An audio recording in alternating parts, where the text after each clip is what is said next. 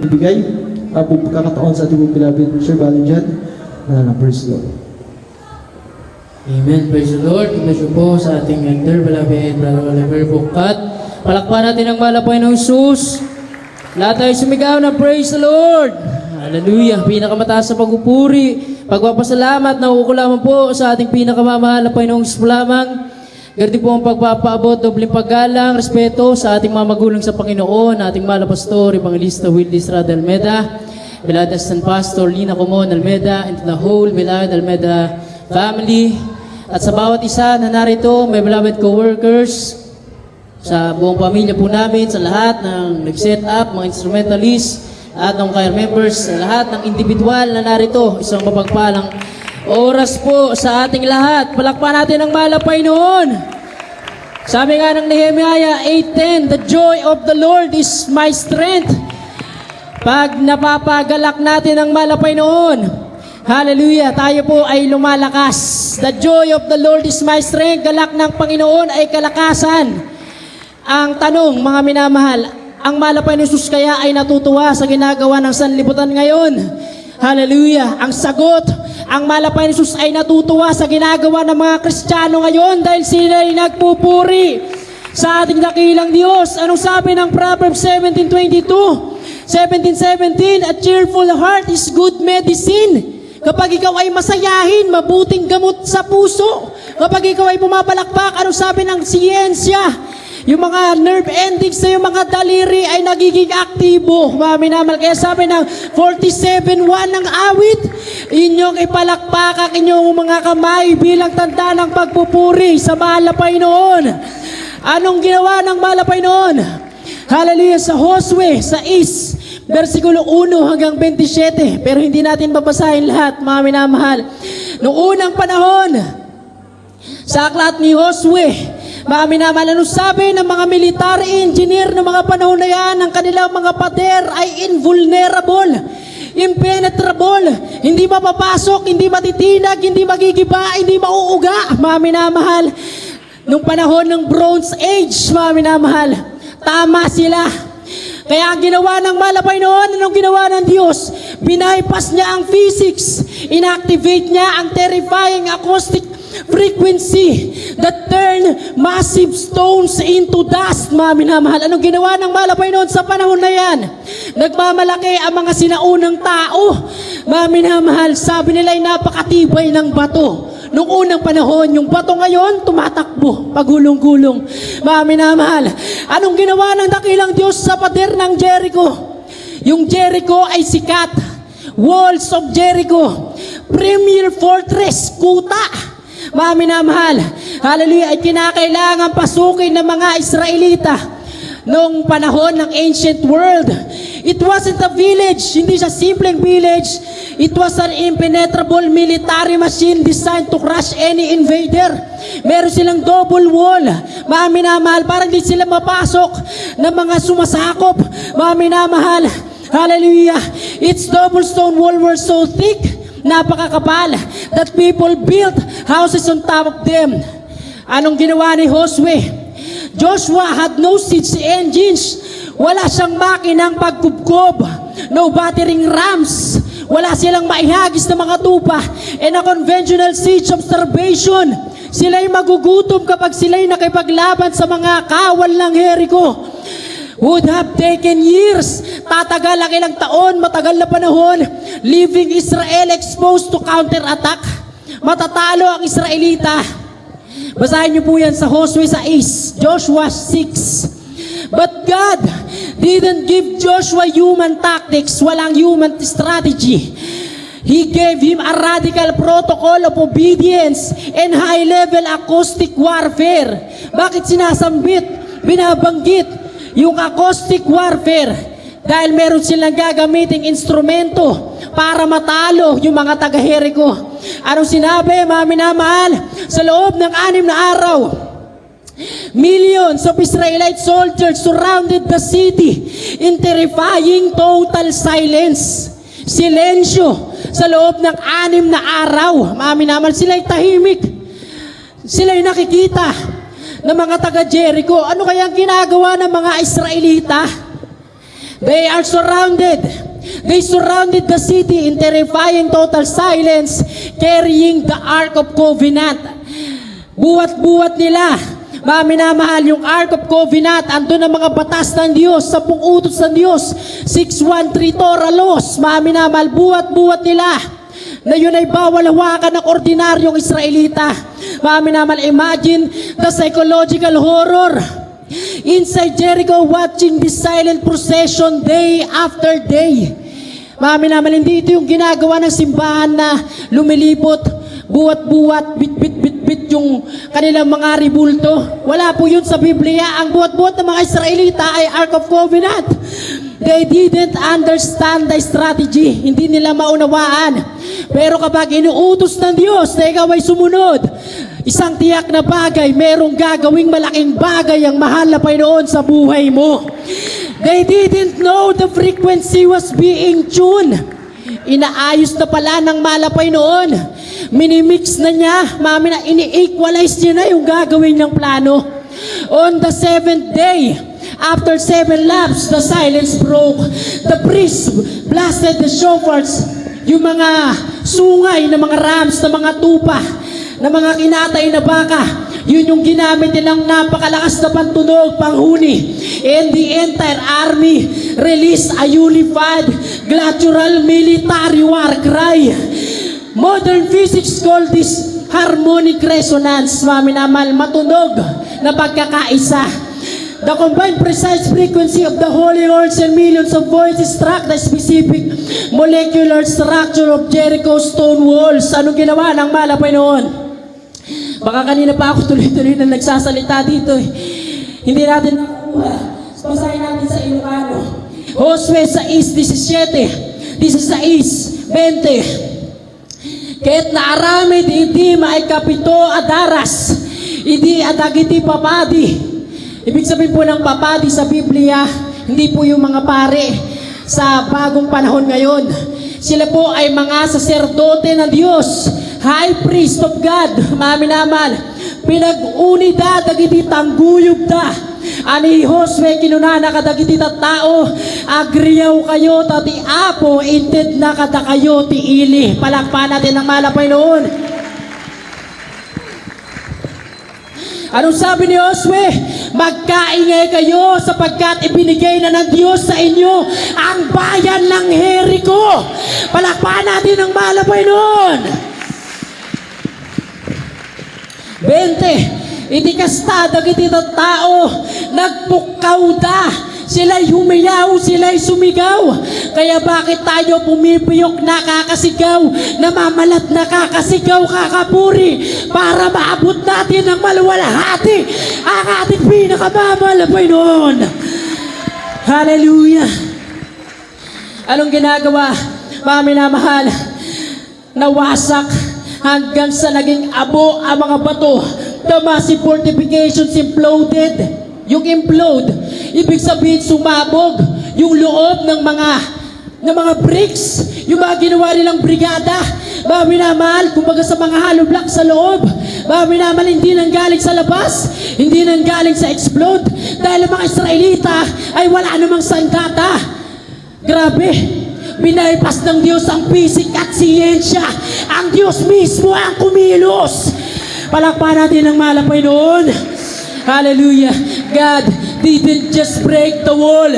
He disintegrated its ability to stand. Walang tunay na makakatayo sa mahal na Panginoon. Hallelujah. Palakpakan natin ang mahal na Panginoon. Lahat tayo sumigaw ng praise the Lord. Sa loob ng 3 araw. Sige. Ibinigay na sa atin ang barangay ng Quirino. Tulad ng pagbigay ng Diyos sa mga Israelita ng bayan ng Jericho. Nanggaling tayo sa kariskis. Kung ang Tagalog ng kariskis ay kaliskis, baliktarin nyo at magiging saliksik. Doon ay sinaliksik ang katotohanan. Pumunta kami dito sa Quirino para ibahag sa inyo na tanggap namin buong katotohanan. Palakpakan natin ang malapay noon.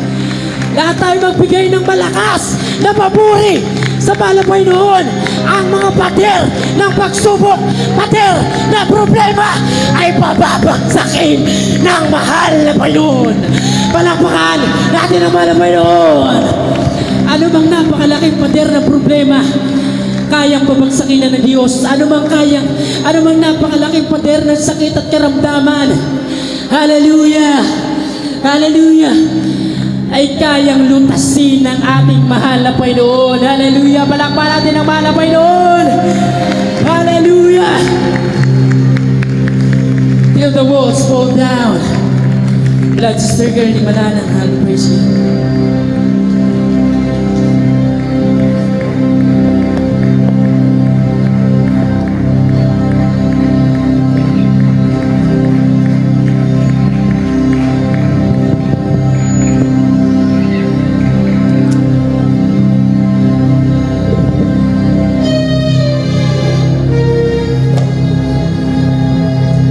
The Bible says, the weapons of our warfare are mighty through God to the pulling down of strongholds. Something happens when you shout unto God, when you clap your hands, all you people. The foundation shake, the heavens hear your cry. Demons flee in the name of Jesus. Lift up your voice, every mountain, every chain, every stronghold, it's coming down.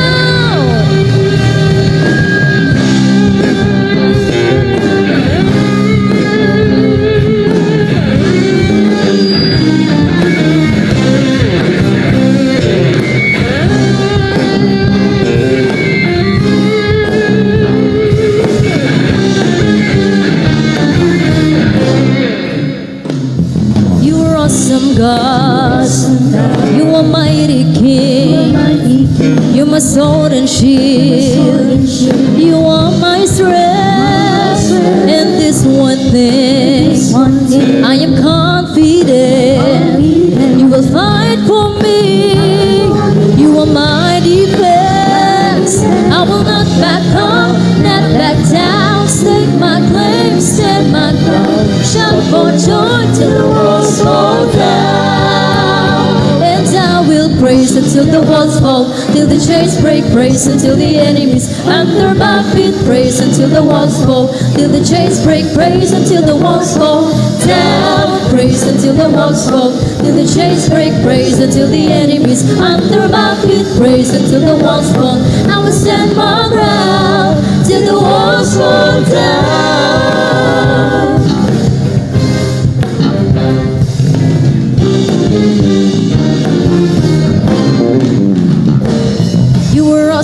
Awesome God, you are mighty King, you're my sword and shield, you are my strength, and this one thing, I am confident, you will fight for me, you are my defense, I will not back up, stand my grace, stand my ground, shout for joy till the walls fall down.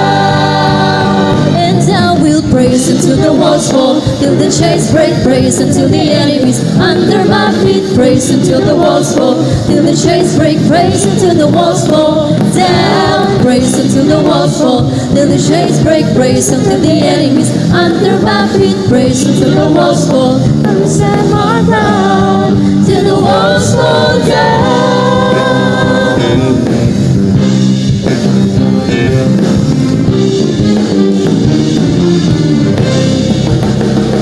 Come on.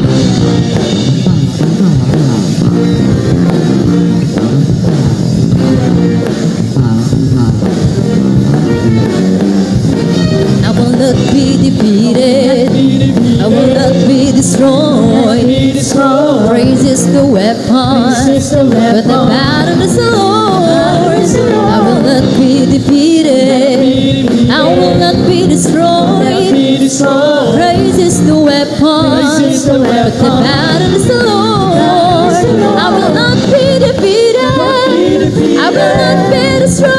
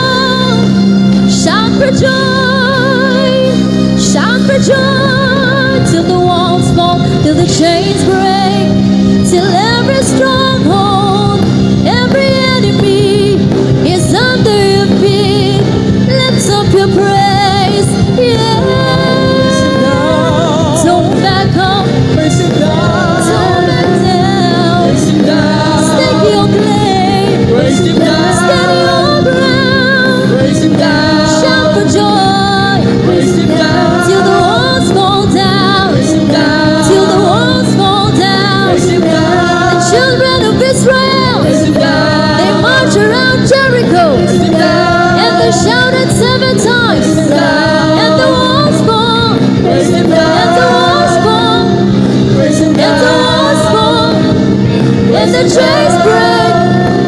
All of Zion come up to praises. And when they praise,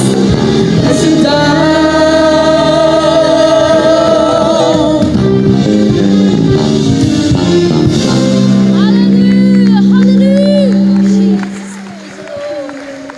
Hallelujah, hallelujah,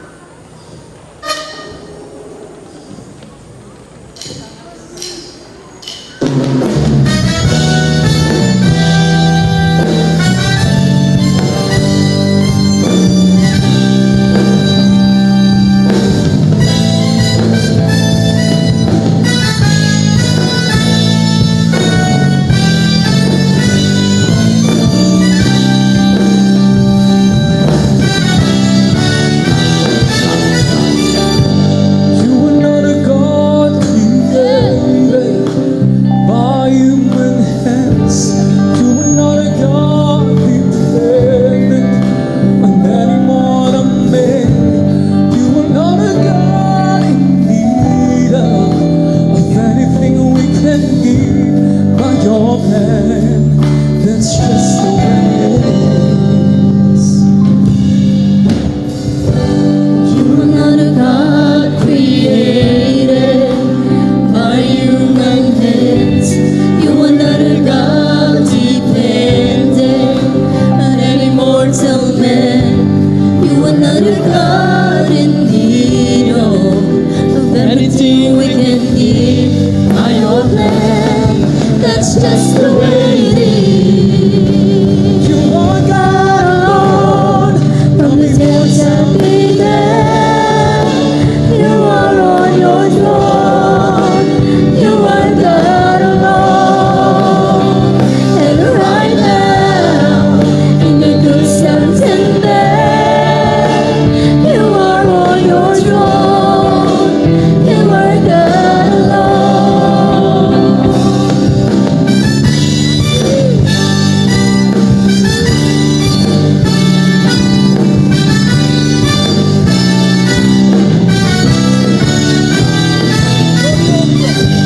You're the only God whose power none can contend. You're the only God whose praise will never end. You're the only God who's worthy of everything we can give.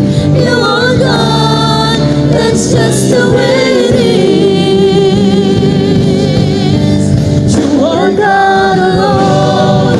From the bones and began, you are on your throne.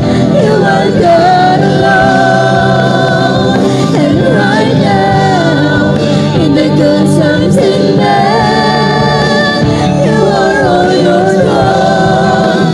You are God alone. You're Unchangeable, unshakable, unstoppable.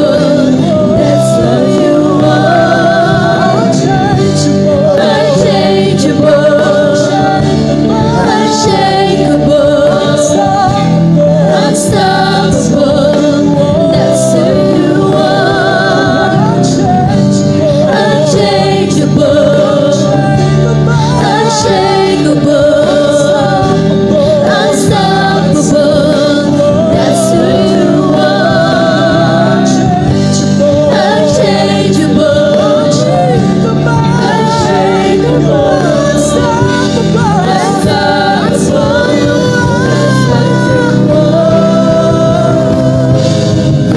before time Began, you are on your throne. You are God alone. And right now, in the good times and bad,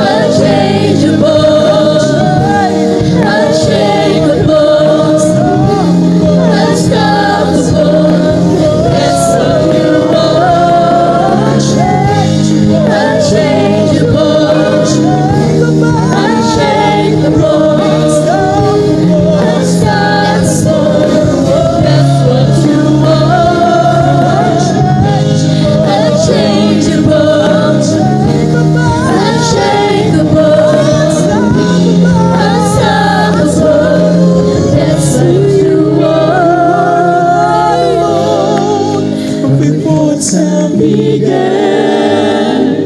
You are on your throne. You are God alone.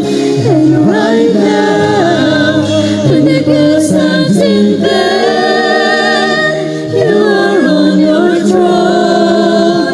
You are God alone. You are God alone. From before time began, you are on your throne. You are God alone.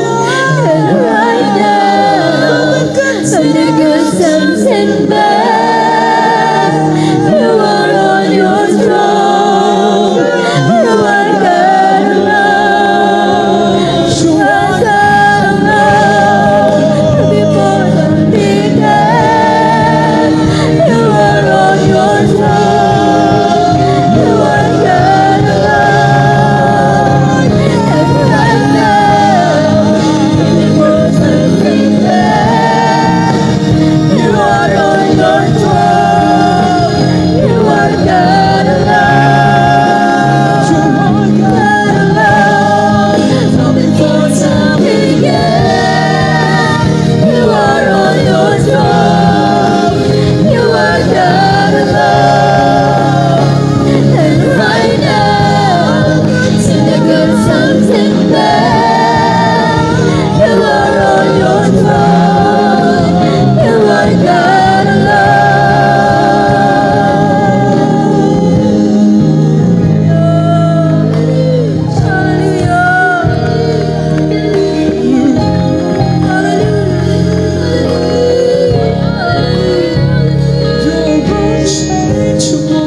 Unchangeable, unshakable, unstoppable. That's what you are.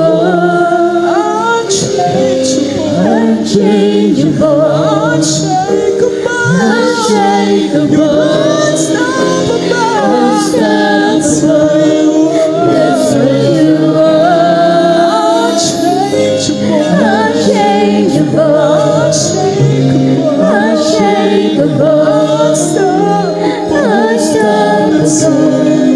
That's what you are. Unchangeable, unshakable, unstoppable. That's what you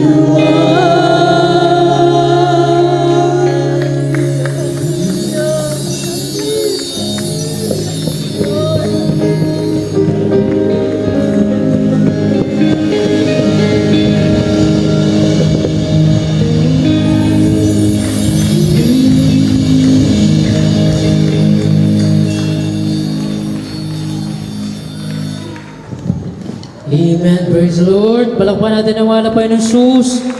Hallelujah. Praise God. God bless you po sa ating beloved mimers and choral group. Hallelujah. Praise God. Talagang napaka-buti ng ating dakilang Diyos. Yan po ay mga minamahal ay pinagbuyatan talaga, pinaginsayuhan, mga minamahal. Hallelujah. Na kada nag-iensayo, ginagabi, mga minamahal, talagang lahat yan ay para sa ating pinakamamahal na Jesus. Hindi po yan na performance-based na paglilingkod, mga minamahal. Hallelujah. Pagustunay na paglilingkod sa ating pinakamamahal na Jesus. Hallelujah. Palakpan natin ang mahal na Panginoon. Talagang napakagaling ng Diyos, mga minamahal. Hallelujah. Isipin nyo, ang mensahe niyan, hallelujah, ay patungkol sa till the walls fall down, mga minamahal. Kasi dito tayo sa Quirino.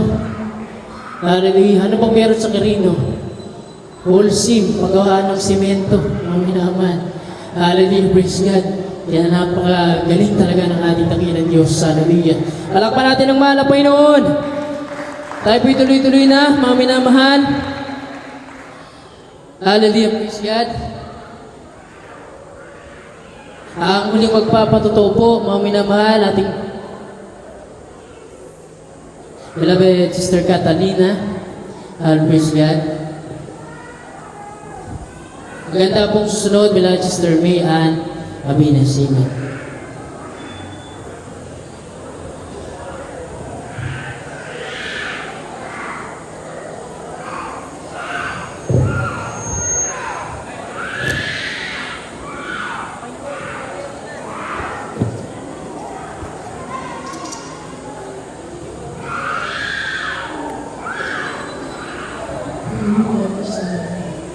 Ang pinakataas na pagpupunan ang lulahati at pagdadakila ay para naman po sa pinakamuhan ng Jesus. Ipinipagalang sa ating labador sa Lord at pag-alala sa mga ginawang turo at aral ng beloved Lord Pastor Israel Almeida at beloved Assistant Pastor ng mga Almeida. Bakit po sa mga beloved Almeida family, beloved teachers, workers at kapatira ng mga bisita at bumabakit po sa ating beloved order teacher ng dinanganan po at sa ating buong pamilya. Ako po pinagpapasalamat sa malapanging Diyos na isa pa ako hindi magpatuloy sa inyong harapan ay nandiyan po talaga na before 1996 po. Naghahanap po kami ng ating mga naramdaman mo dahil nagpapaalam na ako sa ating nanay mo dahil sa ating mga karamdaman hindi ko na kaya. Sabi ko sa nanay ko, alagaan ko ng ating mga anak dahil hindi ko na kaya talaga. Sabi ko, nandiyan po talaga na mayroon pa akong nervous breakdown, sakit sa mata, dami sa kawan ng ulo ang mga talampakan, at hindi ko ako na